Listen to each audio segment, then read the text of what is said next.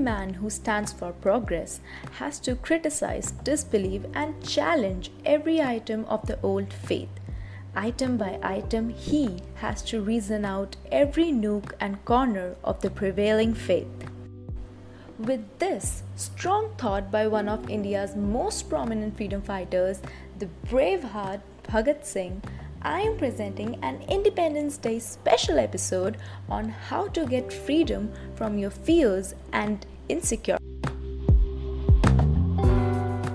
Stay tuned.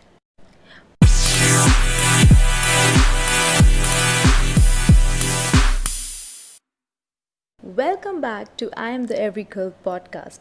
India is celebrating its 74th Independence Day, and while I record this, I feel proud to be part of such a great country. We are a democratic country. We are free now. But the irony is, even today, we are held. Not just we Indians, we all somewhere are held by our fears and insecurities.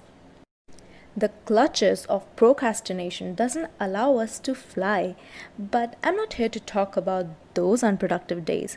I'm here to talk about how we can make each day count, how we can take a step forward towards our goal each and every day. But before starting it, we need to understand it that we don't have to be motivated 24 into 7. We are humans and we are going to have some gloomy days. Some days where we won't feel like doing anything. But you know what? That's fine. Let it be. Don't be so hard on yourself. Have a good sleep, watch a movie, or just do nothing. Remember, it's okay to slow down, but it's not okay to stop. Keep going, and for that, we need to truly be free from our fears and insecurities. There are many methods which you can use, but I'm going to tell you some of my favorite methods which I use and they work every time. They may take some time, but once you fix those methods subconsciously, it'll be super easy to apply them and they are definitely going to work. So, here we go. The first one comes from an amazing book, The Magic of Thinking Big by David Shwartz. The book states that yes, fear is real and we must recognize it exists before we can conquer it. Your fear is always going to stand in the way of your success, no matter what aspect of life it is. Your fear of failing will result in you never starting your own business. Your fear of commitment will always place you in doubtful relationship. But to cure it, we have to recognize it. And once you know your fear, it's time to defeat it. How? Simply by your actions, because action cures fear.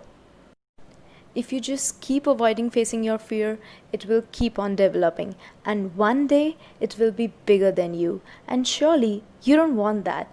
It is clearly stated in the book that when we face tough problems, we stay mired in the mud until we take action. Hope is a start, but hope needs action to win victories. Put the action principle to work. Next time you experience big fear or little fear, steady yourself. Then search for an answer to this question. What kind of action can I take to conquer my fear? So you just have to use this two-step procedure to cure your fear. First, isolate your fear. Pin it down. Determine exactly what you're afraid of. Second, then take action. There is some kind of action for any kind of fear. All this is stated in the book The Magic of Thinking Big.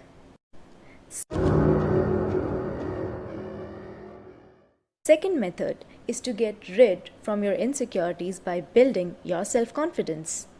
Since most of our insecurities are linked with the lack of our confidence in that particular field, it is essential to develop our confidence. Again, this method comes from the same book, The Magic of Thinking Big, which says that our brain is like a bank. Each day you make daily deposits to your bank, good or bad. You make a deposit. that deposit develops into your memory.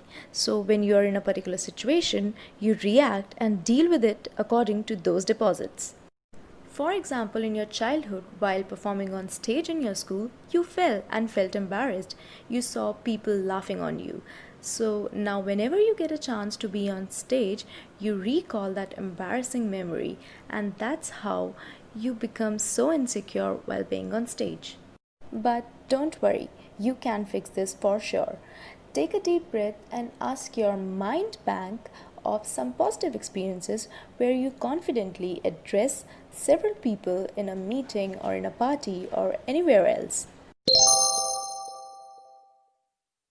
This positive experience of yours would give you new courage to deal with people and ultimately giving you confidence to deal with your insecurities. This was just one example. You can use this method anywhere in your life. You'll feel an instant boost of confidence. So, summing up, the two-step procedure to overcome your insecurities is by building your self-confidence. And here's how to do it. First, deposit only positive thoughts in your memory bank. If you have a bad experience, don't dwell upon it. Just move on. It happened. Don't let it be part of your thinking process.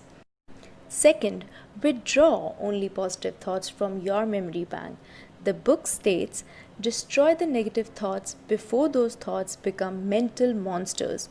Refuse to recall the bad experiences and direct your mind towards positive experiences.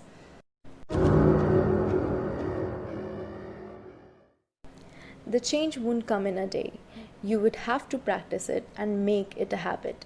Replacing your old beliefs with new progressive ones would take your efforts and time. But once you overcome these negativities, you'll see glorious changes in your attitudes. You'll see yourself flying and you won't be afraid to fall because you'll have the confidence that you can fly again.